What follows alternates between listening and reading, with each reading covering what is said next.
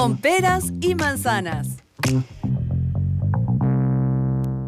Hola, bienvenidos a nuestro programa económico con peras y manzanas. Esta semana me parece con un poco de más tranquilidad con la guerra comercial, pero en nuestra sección todo sube, menos los sueldos, nuevamente con una mala noticia para el bolsillo. ¿Cómo estás, Rafaela Bremer? Que hace tiempo que no compartíamos este programa Como 2 meses nosotros.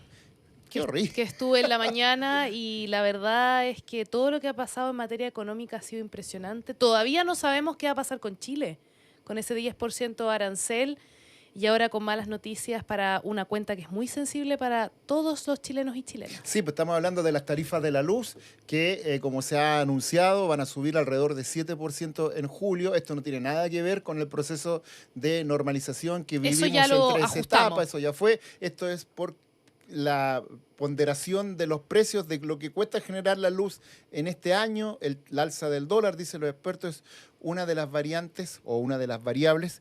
Pero bueno, una de las opciones puede ser la energía solar y es por eso que queremos conversar hoy acerca del alza de la luz, cómo enfrentarla, sus dinámicas, todos con José Luis Opazo, el CEO, creador de la empresa Ciudad Luz, además es miembro de ACESOL, que es la Asociación Chilena de Energía Solar. José Luis, bienvenido a nuestro programa Con Pera y Manzana.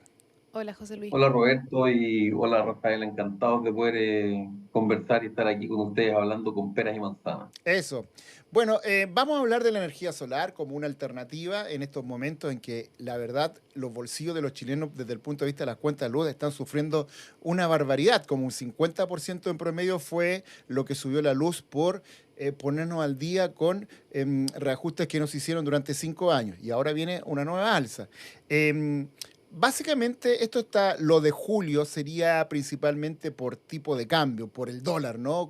¿Cómo lo ves tú que estás ahí en el tema de la industria eléctrica? Sí, exactamente. Bueno, tú bien dices, tuvimos alzas importantes el año pasado, más que por las no actualizaciones, porque teníamos las tarifas congeladas desde el 2019 y acumulamos una deuda importante que fue la razón por la cual experimentamos alzas tan grandes durante los últimos 6 meses, ¿cierto? Pero las tarifas, que son las tarifas de los clientes regulados, que somos todos aquellos que consumimos energía en nuestros hogares, en el comercio, en las empresas, en las pymes, etcétera.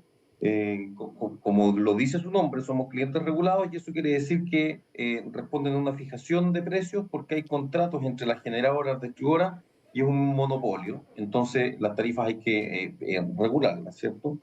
Eh, y dependen de los precios de los contratos y estos contratos están indexados a ciertas variables. Particularmente esta alza tiene que ver con el tipo de cambio, cuánto costó el dólar entre fines del año pasado y inicios de este año, entre octubre y marzo. Y experimentó un alza que explica principalmente este aumento en las cuentas de la luz de más o menos un 7%. ¿Por qué el dólar, José Luis?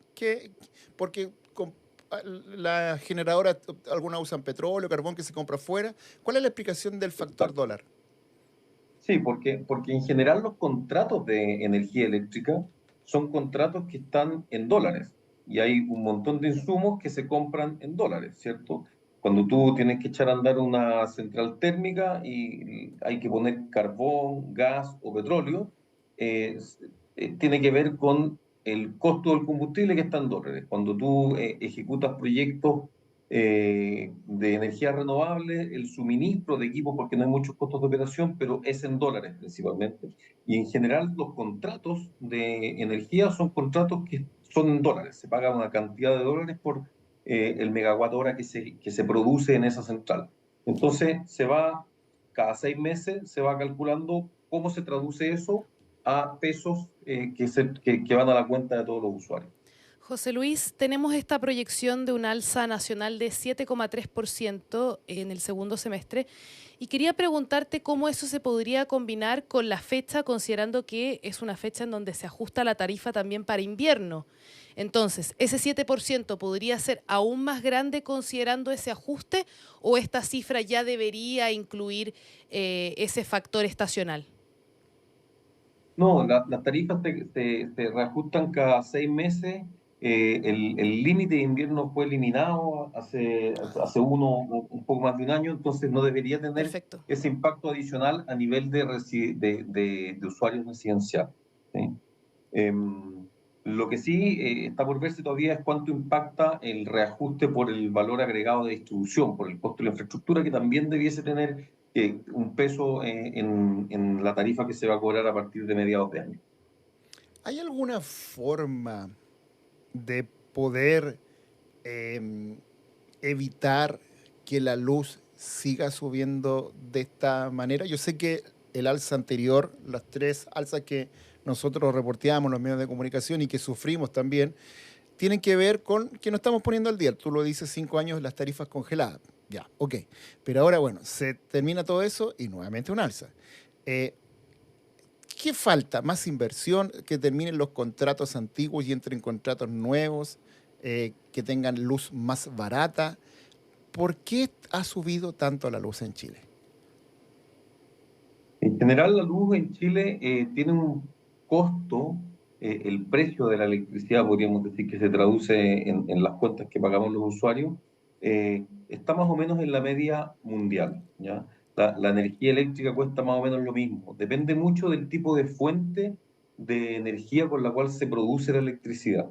Y efectivamente, como tú decías, nosotros venimos arrastrando costos de contratos que se suscribieron en el pasado, pero que son todos contratos de largo plazo, porque lo que busca un contrato de largo plazo es gatillar las inversiones necesarias en las generaciones, etcétera.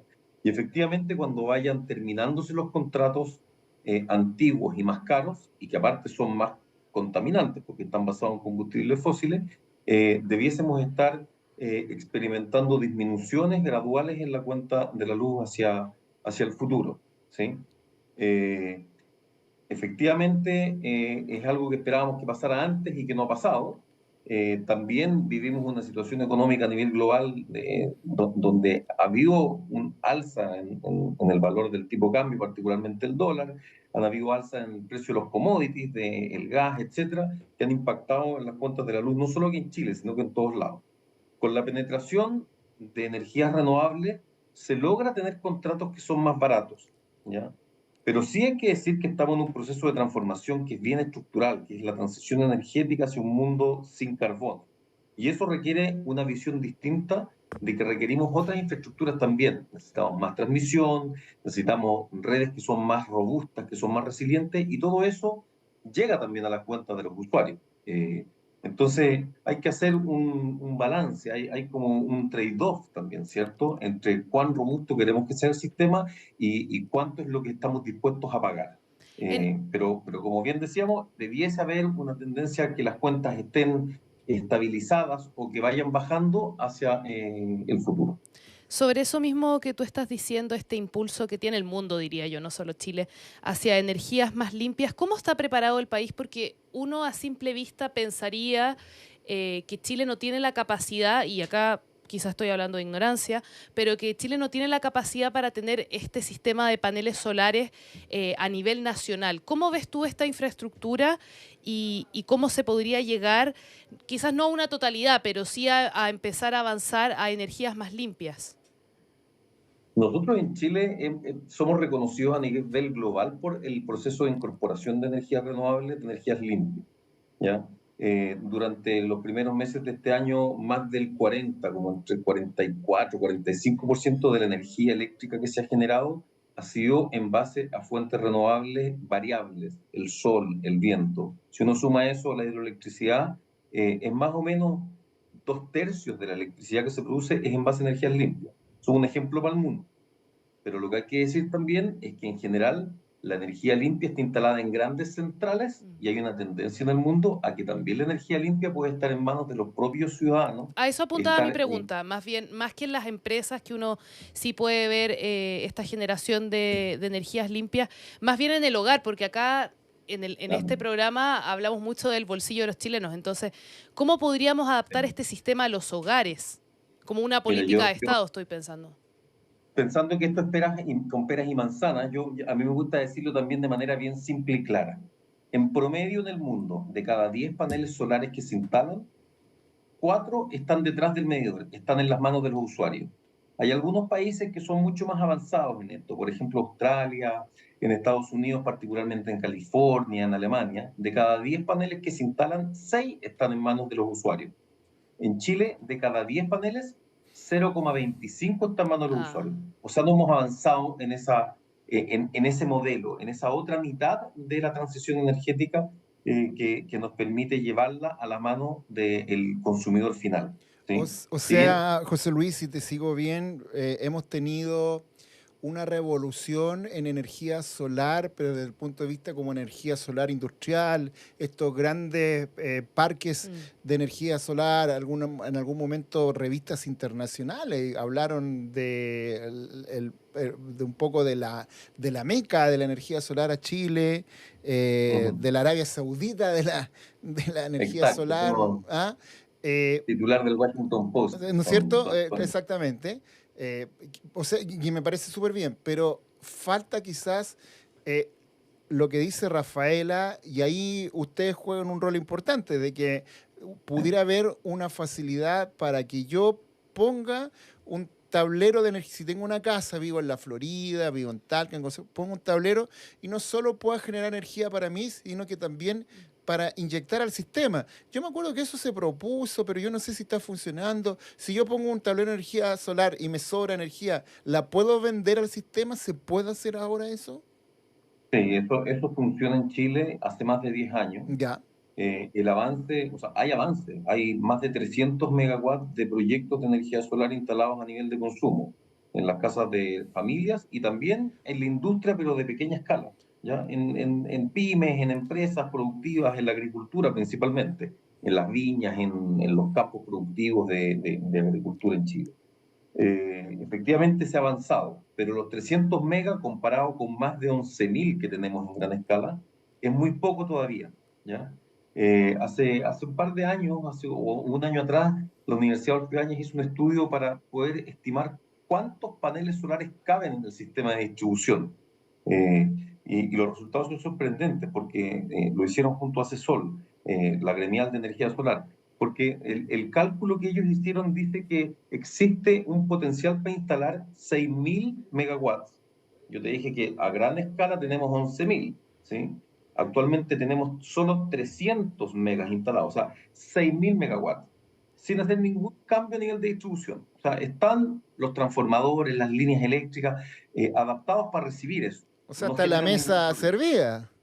Está servida la mesa, pero nos falta comer esa otra mitad de la torta, Entonces, ¿cierto? ¿qué Si uno falta, calcula, José Luis? Perdona que te interrumpa, pero para sí, sí. entender por qué si tenemos todas estas condiciones que son tan óptimas para poder mejorar nuestro sistema eléctrico, mejorar también para las personas la posibilidad de acceso, ¿por qué Chile todavía no ejecuta? Sí, yo creo que hay dos razones importantes. Una es mejorar el nivel de información, ¿ya? Y la energía solar tiene que competir con la tarifa eléctrica cuando está en la mano de los usuarios. Entonces, saliendo del congelamiento tarifario y con las cuentas al nivel que estamos pagando hoy día, que podríamos decir, vale, cada kilowatt hora vale como 200 pesos y antes valía 100, 120, ¿ya? Entonces, hoy día es mucho más atractivo. De instalar un proyecto solar en una casa hace un año o un año y medio atrás, antes de las alzas, era una inversión que se recuperaba en cerca de 8 años, hoy día lo recuperas en 4, ¿cierto? Por el Entonces costo se ha de hecho, porque es más cara la energía porque eléctrica. tú estás desplazando energía que es más cara, entonces lo pagas Exacto. antes, ¿cierto? Mm. Entonces hay mucho más interés y mucha más demanda, pero no basta solamente con que compita con el costo de la energía. Instalar un proyecto, yo decía, hay 6.000 megawatts disponibles. Si hacemos pequeñas transformaciones en la red de distribución, hay 12.000 disponibles, ¿ya? Estamos hablando de un proyecto solar del orden de los 3 kilowatts de potencia, o sea, estamos hablando de 2 millones de familias que pudiesen, o incluso el doble, 4 millones de familias. Pero eso significa que hay que invertir del orden de los 3 o 4 millones en tu proyecto. Se te va a pagar. Entonces, la otra parte importante es qué mecanismos de financiamiento Mm. existen disponibles para que las familias puedan instalar sin necesidad de sacar la plata del bolsillo, Eso, porque no somos un país rico, eso ¿cierto? es súper importante, claro, porque hay que hacer una inversión inicial. Tú dices que ahora la plata se recupera más rápido producto de esta misma alza del costo de la electricidad. ¿Cuánto sale más o menos promedio colocar una casa estándar, un panel solar que te permita tener esta energía eléctrica? ¿Cuatro, Pudiese 5, estar, 6 millones de pesos? sí, exactamente, porque uno calcula más o menos cuántos kilowatts. Un panel es como medio kilowatt, entonces ¿Ya? tú pones dos paneles y tienes 1 kilowatt. y normalmente uno instala del orden de 5 o 7 paneles por casa, ¿ya? Algunas casas que consumen más, pones más paneles, obviamente. Ya, y poner esos Pero 5 estamos paneles, ¿cuánto hablando, salen en plata? pero estamos hablando que esto es un proyecto que cuesta entre 3 y 5 millones de pesos, más o menos, No es ¿ya? tanto, ¿ah? Pensé que era O más. sea, Sí, No es tanta plata. pero lo que pasa es que compite con otras necesidades que tienen todas las familias. claro. Entonces, han ido surgiendo modelos de negocio que son más innovadores y que permiten instalar paneles sin tener que hacer un desembolso o sin hacer esa inversión inicial. Ah, sí. Entonces, tú suscribes un contrato de largo plazo donde se te financian los paneles y con el ahorro vas pagando. Y mientras más largos son esos contratos, puede incluso que te salga, que se pague Cero. solo con el ahorro. Ujú. Entonces, necesitamos que haya más oferta de financiamiento, ¿ya? Y evidentemente que eso funciona mejor cuando las familias tienen capacidad de endeudarse. Entonces tú vas y te evalúa a quien te financia, un banco, un fondo de inversión, y dices, sí, le presto la plata. Pero hay familias que lamentablemente no tienen esa capacidad de acceso al financiamiento. Entonces necesitamos que el Estado ponga, por ejemplo, garantías para hacer más masivo y democratizar el acceso a la energía solar para todo tipo de usuarios. Y eso es Y algo hay que se ha instrumentos, conversado. Estoy pensando en las mesas que sostuvo, por ejemplo, el ministro, bueno, cuando fue todo el proceso de descongelamiento de tarifas eléctricas, se abrió un poco la conversación más a largo plazo. ¿Se habló algo de esto en esas instancias? son temas que están arriba de la mesa, pero en la urgencia por resolver el tema del el descongelamiento de tarifas y en la urgencia por avanzar con mecanismos de subsidio, se ha optado más bien por un subsidio a la tarifa más que con Mm. un financiamiento para poder desplegar la tecnología solar. Y son conversas que están pendientes y que creemos que son las necesarias hoy día, porque son proyectos en los cuales no es necesario meterse la mano al bolsillo, podríamos decir, para el Estado, sino que es simplemente poner instrumentos de garantía, utilizar mecanismos disponibles hoy día en Corfo, por ejemplo, en el Banco Estado, y poder desplegar un pool de opciones de financiamiento para todo tipo de personas, incluso para las pymes. Oye, José Luis, ya vamos cerrando, pero quería preguntarte también por un tema que ha sido de gran polémica en el mercado eléctrico en el último tiempo, que es la debilidad que ha tenido el sistema Mm. frente a, por ejemplo, cuando llueve, o lo que ocurrió en febrero con el masivo corte de luz, porque un señor tenía que apretar un botón y otro señor no lo apretó y un señor no avisó como una central. Desde ese punto de vista, porque tú decías que también tenemos que pagar por una robustez, pero Ujú. esa robustez no la estamos teniendo, caen 2 gotas de agua y se corta la luz. Entonces pagamos una luz cara Mm. y pagamos una luz además de que es sumamente frágil. ¿Qué pasa con eso? Tú que Yo eres creo que actor del nosotros, sistema. mira, las conversaciones en el sector energético en general son como complejas o menos complicadas, pero lo que nos pasa a nosotros en nuestra casa es que vemos simplemente que se corta la luz. Las razones del corte el 25 de febrero son completamente distintas a las razones del corte de luz de fines Sí, del año sí, pasado, sí, sí. ¿cierto? Pero al final del día se nos cortó la luz. Claro. Mm.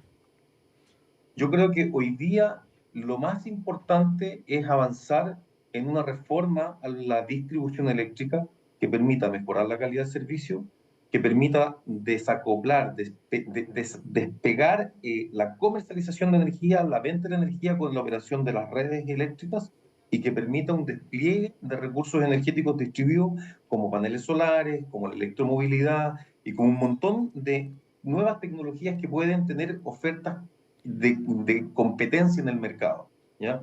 Y la verdad es que llevamos 2 periodos presidenciales donde se ha iniciado una conversación y no se ha Pero llegado no a se ha un proceso de concretado. reforma.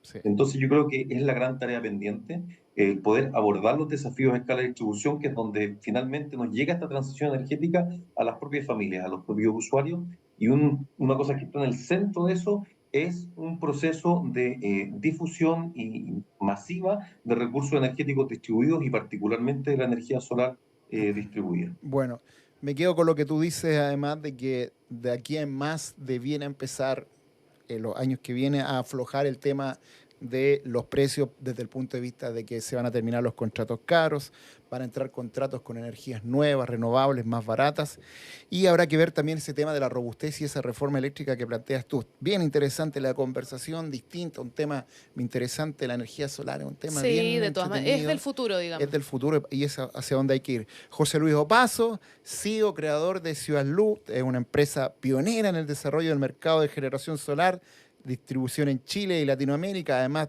miembro de ACESOL, que es la Asociación Chilena de Energía Solar. Muchas gracias por conversar con nosotros, con nuestro programa económico con Pere Gracias, Manzanas. José Luis. Un millón de gracias a ustedes. Y como decían, la energía solar es el futuro, pero también es el presente. Tenemos que empezar hoy día a hacer estas transformaciones y ojalá que llegue a todas las familias de este país. Bueno, muchas gracias, que te vaya muy bien. Gracias. Chao, chao. Chao, que estén muy bien. Ya, vamos a hacer una Pausita. pausa, Rafita, y a la vuelta viene el presidente de la CUT. Está planteando llegar al salario mínimo, porque empiezan ahora las conversaciones, 275.000 pesos. Trae un concepto nuevo, que es ingreso vital. Sí. ¿Qué es eso? Se lo explicamos a la vuelta aquí, por supuesto, con peras y manzanas. Que esté muy bien. Con peras y manzanas. Muy bien, seguimos haciendo nuestro programa económico y esta semana comienzan las conversaciones para el reajuste del salario mínimo, que estaba viendo en la actualidad está en 510.636. Y la CUT quiere plantear un tema, una discusión bien interesante, que es el concepto del salario vital. ¿Qué es el salario vital? Se lo vamos a preguntar al presidente de la Central Unitaria de Trabajadores, David Acuña, quien está aquí en el estudio con Pere Manzana. ¿Cómo estás, David? Gusto Bienvenido. saludarte. Bienvenido a nuestro programa. Oh, muchas gracias por la invitación. Aquí vamos a explicar qué es lo que es esto del salario vital, qué es esta locura que está planteando la CUT. Qué locura está planteando la CUT. Qué locura Primero, está planteando. vamos un poquito de agua arriba. Efectivamente, el salario mínimo, lo hemos reportado nosotros acá, Sí. ha tenido en el último tiempo incrementos importantes. Y además, un mini paréntesis, Acuerdos es de importantes. las cosas que destacó la ex ministra Janet Jara en su salida como uno de sus grandes, sus grandes logros. como ministra Sí. del Trabajo. Yo, eso sí, sumaría a eso de que, de todos modos, era una necesidad que ese salario mínimo tuviera De todas esos maneras. saltos, teniendo en cuenta los fuertes subidas que tuvo el costo de la vida en Chile. Por lo tanto, si no se hacían esos saltos, los trabajadores, muchos de los trabajadores, iban a quedar sin poder de compra, y eso es terrible.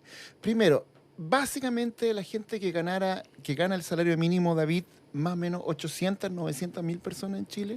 Sí, eso depende mucho desde el punto de vista. Nosotros podemos tomarlo desde el punto de vista de lo que nos informa Hacienda. Y Hacienda ha informado entre 800 y 1 millón de personas. Más o menos por ahí están los Por ahí está números. el rango, Por ahí está el 800. rango.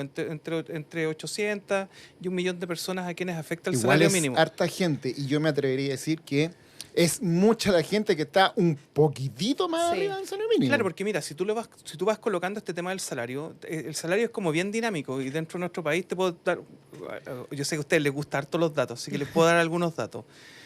¿Por qué entre 800 y 1 millón de personas? Porque si nosotros lo ponemos como en cuanto a las personas que ganan 510.000 pesos, son cerca de 870.000 personas. Ujú. Pero los que tienen algún otro componente, ahí van subiendo también los números.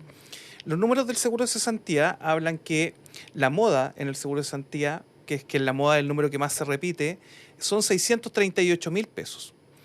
Que ese es el salario mínimo más la gratificación garantizada. Ah, claro. Entonces, por lo general, muchos trabajadores y trabajadoras tienen salario mínimo, Claro. sueldo base, más gratificación garantizada.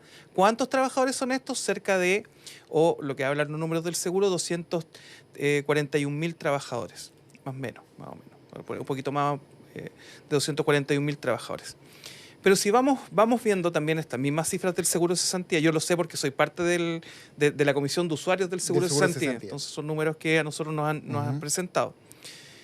Los que ganan menos de menos de 500.000 pesos son cerca de 700.000 trabajadores, que son jornadas parciales, part-time, o trabajadores que tienen un poquito menos del salario mínimo. Si nosotros vamos subiendo los rangos, entre 500.000 y 1 millón de pesos hay cerca de 2.300.000 trabajadores que ganan entre 500 y 1 millón de pesos. Estamos hablando de salarios brutos. 1 millón de pesos, descuéntale Claro. el 20%, 800 lucas. son 800 lucas. Y eso es más o menos la mediana o la media que está más o menos salarial. Entonces, a esto uno puede decir, bueno, pero no todos ganan eso. Bueno, pongámosle hasta 1,5 millones y agregamos cerca de 970.000 personas más. Entonces, ¿qué es lo que les quiero decir? Que en Chile, si nosotros entre menos de 500.000 y 1 millón de pesos, hay casi 3 millones de trabajadores. Si sumamos esto, Claro. le sumamos 500.000 pesos, son cerca de 4 millones de trabajadores. Esto es lo que está en afecto al tema del seguro de cesantía. Aquí efectivamente faltan trabajadores como los que están en el sector público, que también hay rangos diferenciados. Pero el seguro de cesantía contempla cerca de 5.200.000 trabajadores y trabajadoras. Estamos hablando de un porcentaje muy importante de la población que tiene un salario muy, muy bajo. O sea, no están más allá de el 1,5 millones de pesos. La mediana salarial son cerca de 830.000, 840.000 pesos. Entonces, esos números para nosotros son brutales. ¿Por qué? ¿Por qué brutales? Porque si bien el salario mínimo ha ido creciendo, que uno podría decir, oye, pero si el mínimo creció por el tema de efecto inflacionario, efectivamente, pero tuvimos efectos inflacionarios en nuestro país donde el salario mínimo no creció, tuvimos altas tasas cuando nos dicen, oye, pero Chile necesita crecer. Cuando Chile creció a números azules, se podría decir de una manera. El sueldo mínimo no creció en el esos salario mínimo no creció Sí. porque no era el momento, por la oportunidad. Entonces, cuando nosotros hablamos del crecimiento, claro, efectivamente tenemos que crecer y crecer con equidad, pero aquí estos números que yo te planteo son temas muy, muy, muy fríos. Los números son algo muy frío. Si en Chile gran parte de la población gana menos de 800 lucas o gana en promedio 800 lucas, yo pregunto si alcanza eso para vivir. Y lo que estamos nosotros planteando hoy día es decir, mira, nosotros necesitamos un salario vital que salga de lo mínimo y empiece a empujar los salarios de manera real. Porque si bien el salario mínimo ha ido Ya creciendo... que entramos, vamos a explicar lo que es el salario vital. claro. Atención a la gente en la casa. Claro, El presidente de la CUT está poniendo en la mesa un concepto con el cual comenzar a trabajar la discusión del salario mínimo, Rafita, ¿no es cierto? Sí. Y ahí ustedes ponen el concepto de salario vital. ¿Qué es el salario vital? Según el concepto de la VIT, es un salario que alcance para vivir, un salario que te dé dignidad. ¿Qué es la dignidad? La dignidad es difícil medirla, o es un concepto que es difícil de medir. Entonces, ¿qué es lo que hicimos nosotros? Nosotros en el acuerdo del salario mínimo del año 2024 pedimos contar con un observatorio. Este observatorio que era tripartito, que hemos tenido ahí algunos problemas con los empresarios, no tenemos algunas diferencias, pero que era un observatorio que permitía generar un indicador sintético del costo de la vida. Y este costo de la vida es muy variable, porque nosotros planteamos un número que es el salario, cuando nosotros hablamos de 725.000 pesos, es más o menos el salario que podrían ser 900.000 pesos brutos, que se transforman en 725.000 pesos líquidos, que son algunos estudios que se han planteado por algunas fundaciones, Dirección del Trabajo. Pero si nosotros vamos incorporando a este salario algunas temáticas como educación, costos de educación, costos en salud, Arriendo. costo de la vivienda, y sobre todo también el costo de la alimentación, este número va subiendo cada vez más. Entonces, estamos hoy día esperando, antes de poder plantear este número, así decir un número, porque claro, porque uno podría decir, oye, puede ser, no sé, 900, puede ser 1 millón, puede ser... Entonces, cada vez nos van a decir, oye, pero los tipos de la CUT, como dijo un representante de las pequeñas empresas, le crecieron los dientes. No es que nos crecieron los colmillos, sino que estamos planteando una realidad que está pasando hoy día. Porque si bien, quiero insistir, el salario mínimo ha ido creciendo, pero ya la diferencia entre los salarios ya se han ido achicando. Antes un profesional ganaba en promedio 3 salarios mínimos, hoy día gana 2. Y no es porque el profesional Fuera más malo. Sino que porque ya el salario mínimo ha ido creciendo y ha estado alcanzando. Porque hoy día un profesional no gana más de 1 millón de pesos. Y a eso además hay que sumarle lo que conversábamos en el bloque anterior. Alzas de cuentas de la luz que se proyectan para el segundo semestre, arriendos que continúan muy por sobre lo que estábamos acostumbrados previo a la comida. Que sigue subiendo una barbaridad. Entonces, hoy día tenemos un escenario que es súper crítico. Entonces, nosotros hablar de salario es complejo. ¿Por qué? Porque siempre nos dicen, bueno, es que las pymes van a quebrar. Es que eso quería preguntarte. ¿Qué tan mito es verdad eso? Sí. ¿Es verdad que de eso, hablamos de entre 800 y 1 millón de personas son las que ganan el sueldo mínimo? ¿Es cierto que principalmente el salario mínimo lo pagan las pymes y no grandes corporaciones, grandes compañías, y por lo tanto para una pyme sería más difícil aguantar incrementos más altos para llegar a estos valores que permiten a la gente vivir? Sí, mira, eso es efectivo. Sí, está comprobado que efectivamente las pymes pagan en su gran mayoría pagan salario mínimo y son las que contratan también mayor ¿Por cantidad qué de uno gente. puede desglosar quién gana sueldo mínimo? Garzones, guardia, gente de aseo. Claro, porque Mucha empresa contratista. Claro, porque harta empresa contratista. es que ahí entramos a otra temática, que es una de las cosas que nosotros también planteamos en estas discusiones que hemos hecho por la prensa con los empresarios, cuando nosotros hablamos de negociaciones ramales y cosas así o multinivel, que nos miran así y dicen, no, ¿cómo se les ocurre? Pero mira, ¿por qué lo quiero plantear? Porque cuando nosotros hablamos de salario, lo que ha ido pasando, sobre todo con las pymes, que compiten muchas veces, y esto se enojan las pymes cuando yo digo esto, pero que es cierto, es realidad. Compiten en costos. ¿Y cuál es el costo mayor de una empresa? La mano de obra. Sí. Entonces, ¿dónde apuntan a tener menor costo? En la mano de obra. Ahora, grandes empresas pagan un poquito más del mínimo. Si aquí no es que tengamos... No es que haya un salto. Claro, no es que haya un salto, sino yo trabajo en una gran empresa y gano mucho más. y gano no. mucha plata, más que un... No es mucha la diferencia. Por eso yo planteaba que si nosotros, claro, efectivamente vamos colocando ciertos parámetros, o sea, hay 251.000 trabajadores en Chile que están afectos en el mundo privado, que están afectos al salario, que ganan el salario mínimo más la gratificación garantizada. Y eso les hace un complemento y tienen un salario promedio de 510.000 pesos. Líquido, 510.000 pesos líquido, porque cuando nosotros hablamos en estos números, Es bruto. es Siempre bruto. bruto. Entonces, claro, nosotros nos acostumbramos mucho a decir, bueno, el salario de 500 lucas.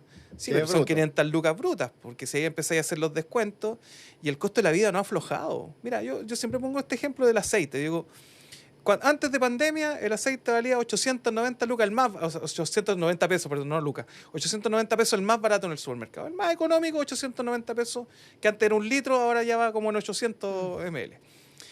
Y hoy día ese mismo aceite lo compras ya 2.500, pasado la guerra, pasado pandemia, con El crisis dólar. intermedio, el dólar y todo esto, quedó pegado en 2 lucas, 2.500 pesos. Entonces, los precios se han ido manteniendo. No bajaron. Los salarios han ido subiendo un poco, pero los precios no han aflojado. Anda a buscar un terrenito hoy día, si no sé, si quieres comprarte un terrenito, ya los precios antes que un valor de un terreno o un arriendo, que era 300, 400 mil pesos, hoy día no encuentras nada por 300, 400 mil pesos. No encuentras ni un terreno que no baje de los 10, 15 millones de pesos. Entonces hay una especulación también, lo cual ha ido planteando todo esto hacia arriba. Hoy día que vamos a hablar de la crisis también arancelaria, o sea, ya se está planteando de que no pueden subir los salarios, de que no podemos también mejorar las condiciones, y ya los costos empiezan a subir por parte de las empresas. Yo te lo planteaba con la guerra de Ucrania, no se había disparado ni una bala y ya el aceite Sí. de nuevo había saltado a 5 lucas. Entonces, Los mercados reaccionan. los mercados reaccionan, O sobre pero sobre reaccionan. Entonces, cuando nosotros planteamos estas conversaciones, bueno, es complejo hablar de salario, por eso es complejo decir un número, porque yo te podría decir aquí un número que es muy bajo y la gente nos va a decir, oye, este gallo está loco, si yo con eso no alcanzo a vivir. El problema es que cuando nosotros hablamos de salario, y no lo decimos solamente nosotros, también yo lo he planteado en muchos espacios, yo escuchaba a los empresarios en ICARE el año pasado, decían, los salarios no alcanzan. La misma candidata hoy día, Matei, dijo en una entrevista que los salarios no alcanzan. Ahora, cuando ella era ministra del Trabajo, decía que con 250.000 pesos el país iba a explotar, poco menos, pero hay que ver cómo tenemos una conversación seria en torno a esto y cómo dejamos de empujar lo mínimo y empezamos a hablar de un salario que alcance para cubrir necesidades. Mira, educación, salud, tú lo decías bien, educación, vivienda, arriendo, hoy día, la alimentación. ¿Y cómo ven esas conversaciones con el gobierno? Ustedes tuvieron, bueno, un gran hito en ese momento con la ministra Janet Jara, lo conversábamos antes. ¿Cómo ven ahora la posibilidad de avanzar? Hubo temas que se conversaron en su momento en una primera negociación y que todavía no ha pasado nada. Estoy pensando también en esas negociaciones ramales.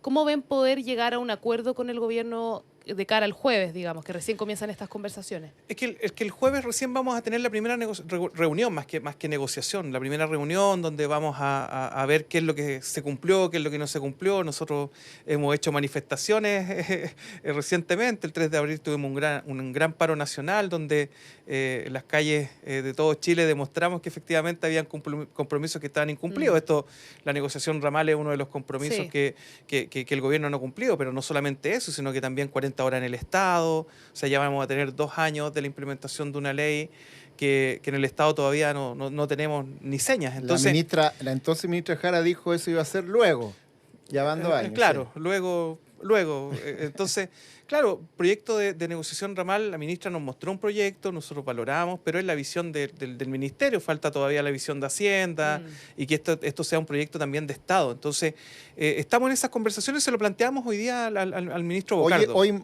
tuvieron una reunión en la mañana con el nuevo ministro del Trabajo. Sí. Y ahí, yo creo que es una buena pregunta lo que hace Rafaela. Hoy día la conversación, el jueves parte de las negociaciones para lo del salario mínimo. Estamos conversando con el presidente de la CUT, David Acuña. Ustedes están planteando que el salario vital sea el concepto que alinee o que empuje al salario mínimo. Y ahí puede ser, en este momento es una cifra de 725.000 pesos. En el más breve plazo posible.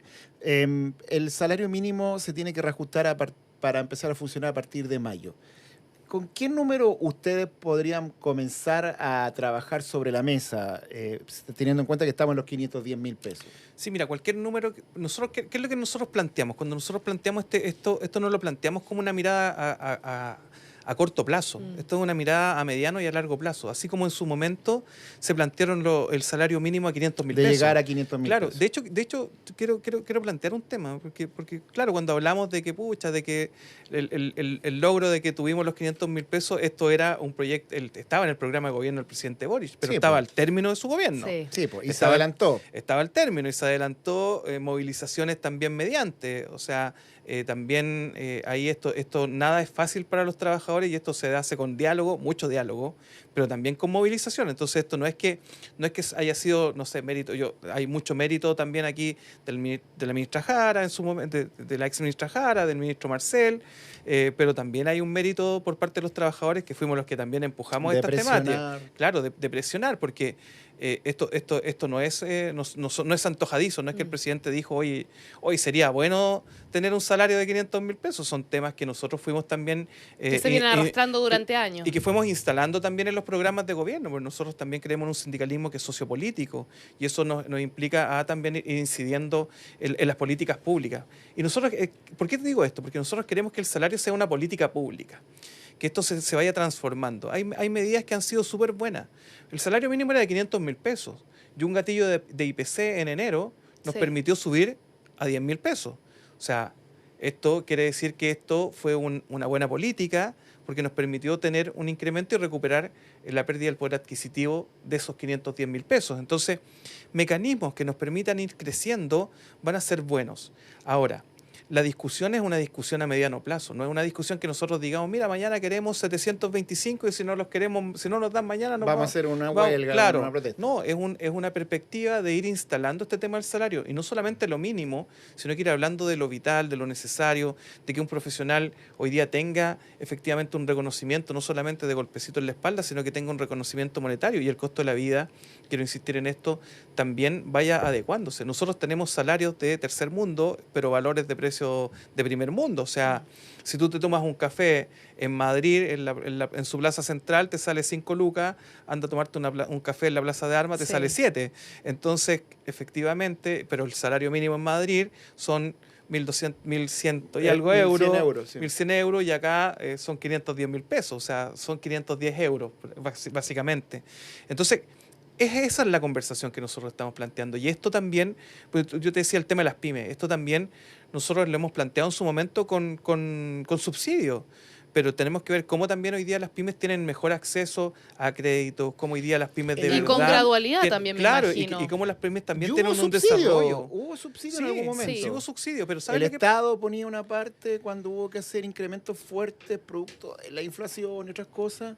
Hubo un momento en que el Estado se ponía también con una platita Claro. para ayudar para que las pymes no les quedara la escoba. Claro, entonces ¿cómo hoy día focalizamos bien esos subsidios? Porque yo siempre lo he planteado, o sea, las pymes de SUEN no son las pymes que entregan generalmente empleo, o sea, cuando hablamos con representantes de pymes que son pymes unipersonales, que cada uno representa una pyme, eso a nosotros nos complica. A nosotros queremos ver que efectivamente Es que las vayan pymes, focalizados a las pymes es que un sean de mundo verdad. muy grande Claro. y sus dirigentes también Sí, son hay muchos, hay muchos y cada uno representa Claro. realidades distintas, que sí. Claro, pero mira, si yo no quiero hablar mal de nadie, si el tema es cómo nosotros planteamos que los beneficios que sean del Estado sean directamente a quienes lo necesitan. Hoy día estamos en una discusión de los subsidios, el subsidio joven, el subsidio de la mujer. Tú sabes que hay grandes, pequeñas empresas que lo ponen como una ayuda de verdad, pero hay grandes empresas o medianas empresas que lo ponen como parte de la planilla, entonces como un check más este subsidio. Por eso nosotros lo que hemos estado apuntando es que sean ayudas reales para beneficiar a pymes de verdad, a pymes que generan empleo, a las pymes que hoy día les cuesta más, que efectivamente puedan ir desarrollándose. Por eso cuando nosotros hablamos de este tema, y que, disculpa que insista a lo mejor en esto, el tema cuando hablamos de negociaciones ramal y multiniveles y poder tener espacios de conversación, mira, en Europa, ¿qué implica, para que la gente lo entienda, Eso. una negociación Con pera y ramal? manzana. mira, una negociación ramal nos permitiría ver dónde podemos hoy día avanzar de mejor manera o en qué sector. Porque Chile es un país que tiene distintos sectores. Pero ramal quiere decir que la negociación no sería yo con una empresa, sino que la negociación sería de todos los trabajadores, por ejemplo, de la siderúrgica. Claro, mira, nosotros... O de otro rubro, ¿no? Es que lo voy a poner con pera y manzana, muy didáctico. Nosotros planteamos que esta negociación sea una negociación multinivel. Multinivel. ¿Qué quiere decir que sea multinivel? Que sean distintos niveles.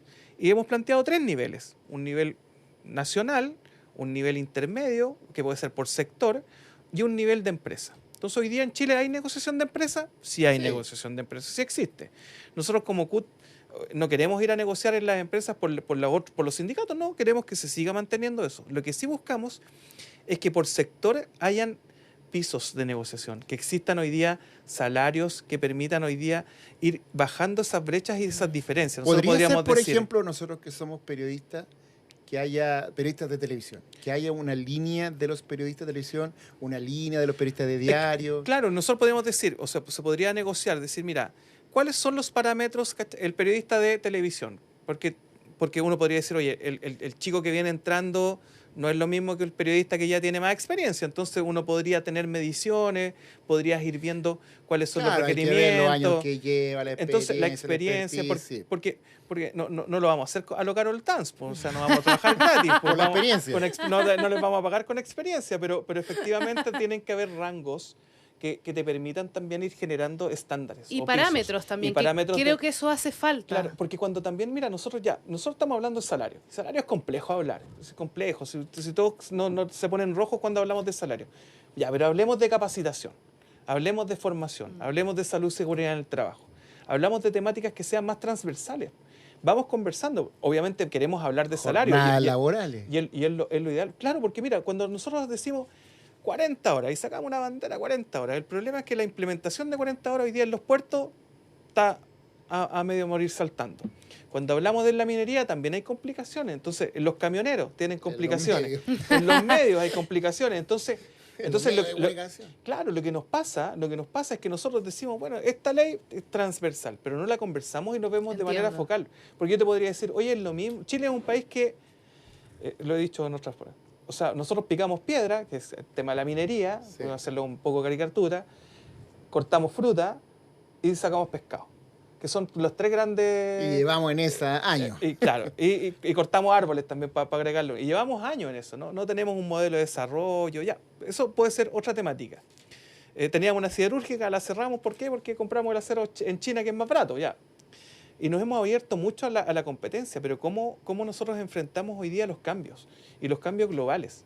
Porque hoy día tenemos una crisis de aranceles. Ya, pero nos ¿Y explicaste cómo un vamos a poco hacer? lo que es la negociación ramal. ¿Y por qué eso sería mejor de lo que tenemos ahora? ¿Qué es lo que traería mejor para que la gente entendiera? ¿Por qué nosotros planteamos esto? Porque nos permitiría, yo me fui para otro lado, pero sí, que la negociación ramal igual está en Europa, se da. Claro, porque nos permitiría ir conversando estas temáticas. Y mira, si ir viendo, no sé, a nosotros nos pasó un tema, yo lo planteaba mucho, yo trabajo en supermercado, toda mi vida he trabajado en supermercado. Y a nosotros nos decían, nunca va a llegar un robot en los supermercados. El problema es que hoy día tenemos balanzas automáticas, que es un robot, las cajas automáticas, que es un robot, hay un robot que anda tomando los precios, que anda viendo los quiebres de stock. Entonces, hay reemplazo. Y hay algo que nosotros estamos viendo que nos vienen diciendo hace rato. Ahí viene la ola, ahí viene la quinta ola, ahí viene la ola, ahí viene la ola. Y el problema es que cuando tenemos la ola al lado, hoy ya nos estamos ahogando. Y ahora está la inteligencia artificial. Y nos estamos ahogando y no hemos generado esta conversación. Entonces, ¿cómo conversamos? De manera transversal. O sea, decimos, no, ya vamos a hacer esto de manera transversal. Y esto le va a servir a los medios de comunicación, le va a servir a la agricultura, le va a servir. Entonces, tienes conversaciones, tienen que ser sectoriales. Claro, ahora, David, tienen que ahí ser sobre la misma, acotadas. quiero ocupar ese mismo concepto, porque los detractores de estas cosas dicen que los sindicatos y los trabajadores, en procura de esos mayores derechos, yo estoy diciendo lo que dicen ellos, no es que yo lo suscriba, de subir los costos de un trabajador van a apurar más esa ola. Entonces, si una empresa viene con que 40 horas, que la cuestión de la AFP, que el permiso, que aquí, que allá, entonces el costo sube, entonces eso impulsa más que venga el robot en vez de ese gallo. ¿Qué le dices tú a ese argumento? Yo que le digo, mira, hay ese argumento es brutal y te lo puedo graficar. No, es brutalísimo. Te lo puedo graficar en algo que dijo. Terrible. Que dijo la jefa de recursos humanos no sé si lo puedo plantear, pero son buenos palazaditos en esa cadena de supermercados. Ya. Entonces ella decía, mira, no hay problema, le subimos los sueldos, pero vamos a despedir gente, entonces al final vamos a tener el mismo costo, pero con menos gente. Entonces los costos de las empresas no bajan. ¿Por qué? Porque mantienen las utilidades. Entonces aquí lo que han ido planteando las empresas es mantener siempre sus utilidades. O sea, aquí cuando sube el gas, cuando sube todo, ese costo no lo asumen las empresas, lo traspasan directamente a los clientes. Entonces, tú dices que las empresas no sufren finalmente. Las empresas prácticamente, claro. Entonces, nosotros no decimos que las empresas sufran, sino que decimos cómo vamos creciendo y cómo vamos avanzando en equidad. Cómo tenemos una conversación cuando alguien nos dice productividad. No, necesitamos que los chilenos sean más productivos. Si me están pasando un pico y una pala, y siendo que hoy día trabajan con maquinaria más especializada. ¿Y para qué? ¿Cómo necesito manejar esa maquinaria más especializada? Primero tengo que tenerla y segundo tengo que saber utilizarla, capacitación. Las empresas no invierten y no reinvierten y eso es una realidad que pasa en nuestro país. Entonces, para mejorar la productividad necesitamos la reinversión. Por eso esta es una conversación que es como súper global y que se plantea, ¿cachai?, en el tema de los salarios. Cuando nosotros decimos salario, dicen, no, es que no podemos porque la empresa le va a ir mal. Me imagino además, David, que nunca hay un momento perfecto para poder tener una política de este tipo. Siempre van a haber cosas pasando en el mundo, así lo vemos hoy con lo de Donald Trump. Cuando hay crisis, no, porque está la crisis. Cuando está todo bien, no, porque va a echarlo a perder. Claro, entonces necesitamos generar estos espacios. Ya aquí, ¿por qué nosotros insistimos en este proyecto de ley? Porque en el proyecto de negociación ramal.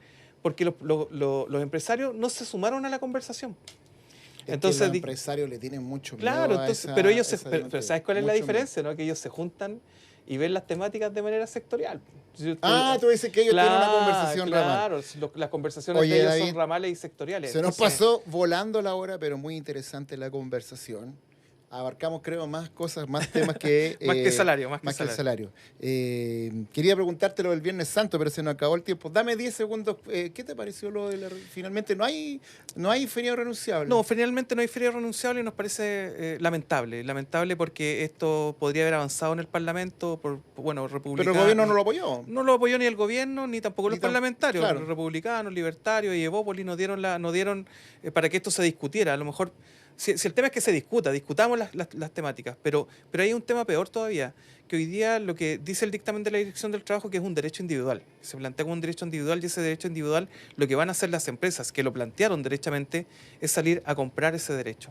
Nosotros creemos que se aprovechan de la necesidad hoy día de los trabajadores al decirle ven a trabajar, te voy a pagar ese día, te lo voy a pagar con un recargo adicional, eso es transar los derechos de los trabajadores y eso es impresentable. Pero ¿y si alguien necesita dinero y quiere pagar horas, trabajar horas extra? Porque eso es aprovecharse de la necesidad de las personas. Estás vendiendo tu derecho por un tema económico y eso es lamentable porque esto hasta el año pasado esto no pasaba y las empresas cerraban sin ningún problema y hoy día hay un tema, porque van a venir hay un tema económico, miles y miles de turistas argentinos. Ya llegaron, tú los viste hoy día. Los pueden ver hoy día en la nota de Mega Noticias Prime. Bueno, David Acuña, presidente de la CUT, conversando temas laborales que importan a la gente. Gracias por la gentileza. Vamos a tener que volver a invitarte cuando avancen un poco más temas. estas conversaciones. Sí, mira, no hay ningún problema. Nosotros, como te digo, estamos empezando ahora la negociación, así que vamos a tener debate para un par de semanas más. Bueno, gracias David por venir a nuestro programa. Muchas gracias. Por la invitación. Bien. Rafita, hemos llegado al final. Ha sido un programa muy intenso. Sí. Nos vemos el próximo jueves con más noticias económicas. Esto ha sido Con Peras y Manzanas. Que estén bien. Chao, chao.